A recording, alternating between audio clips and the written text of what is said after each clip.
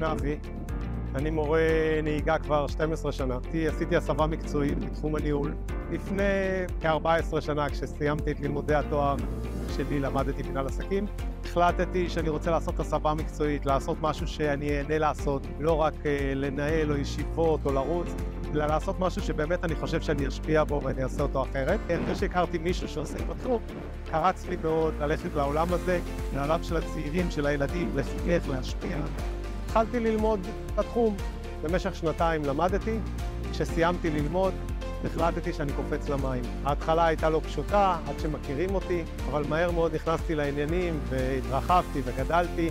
לפני כשנתיים וחצי הקמתי בית ספר לנהיגה. נכון להיום אנחנו בית ספר של 23 מורים, בתוכם 6-7 מורים שכירים, במטרה לעבוד בצורה קצת שונה ממה שמכירים עד היום. כבית ספר אנחנו מנסים לצאת מהשגרה ולעבוד מול התלמידים בצורה של להתאים את עצמנו אליהם, לכוון את עצמי לתלמיד, בין אם זה על ידי התאמת מורה. זה יכול להיות התאמת מורה בשפה, התאמת מורה בזמינות, התאמת מורה בגישה, התאמת רכב, שירות אישי שהתלמיד בעצמו מקבל מהמזכירה של הבית ספר, שהיא כבר מבחינתי מנהלת של הבית ספר ולא רק מזכירה, אבל היא שומרת על קשר רציף עם התלמידים ומסייעת להם בכל מה שצריך, גם אם זה התאמת טסט. היום לא פשוט לשנות אפילו את הזמינות של הטסט, ודרך המזכירה של הבית ספר תלמיד יכול לקבל מענה ופתרון גם לעניין הזה. אנחנו נמצאים עם מורים בבית ספר שכל אחד ואחד מהם, אני באופן אישי יכול להגיד שאני גאה בו, שאני רואה בו חבר, אני רואה בכל מורה ומורה משהו מיוחד, ושהתמזל מזלי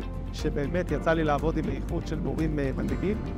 לא חסכנו ברכבים, המטרה הייתה שתהיה חוויית נהיגה לתלמיד, שהוא ייכנס לרכב ויהנה לנהוג בו.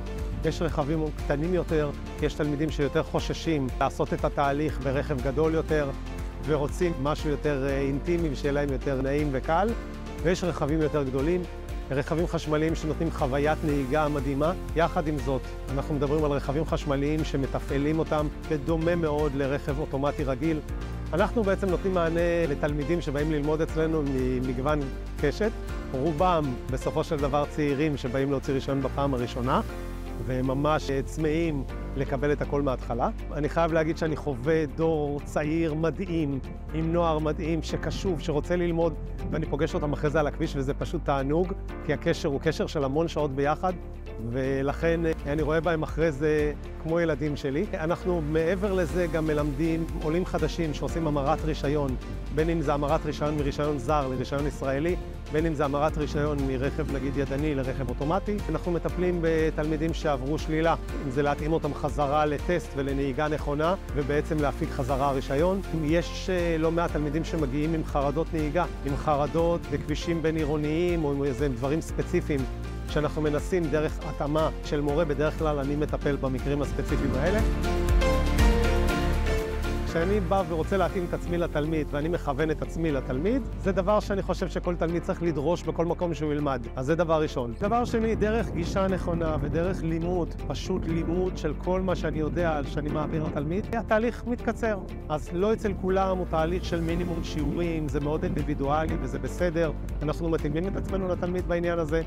אבל בסופו של דבר, דרך לימוד נכון, גם תלמיד קשה לו יותר, הוא עושה את זה בצורה קלה יותר, בצורה מהירה יותר, ביחס לתהליך שהוא יעשה אולי פחות נכון במקום אחר. יש מורים נהדרים בשוק, אני לא היחיד, יש הרבה מורים טובים, אבל כמו בכל מקצוע, יש גם לפעמים את הפחות, ואני מסתכל למעלה ורואה איך אני שם את עצמי במקום הגבוה ביותר. ניתן להשיג אותנו, אם זה ברשתות, דרך דף הפייסבוק שלנו, דף האינסטגרם. אנחנו נקראים בית ספר נהג חדש. אפשר למצוא אותי גם דרך אייל הנבי, אפשר למצוא אותנו דרך מורה נהיגה בחיפה. אנחנו מופיעים סך הכל בעמוד הראשון, גם עם דפי הפייסבוק שלנו וגם עם אמצעי גישה נוספים. אנחנו נמצאים גם במדרג, אנחנו מדורגים במדרג, אני אישית מופיע במדרג, אבל כבית ספר. אז אפשר למצוא אותנו כמורה נהיגה בחיפה, אם זה בגוגל, אם זה במדרג.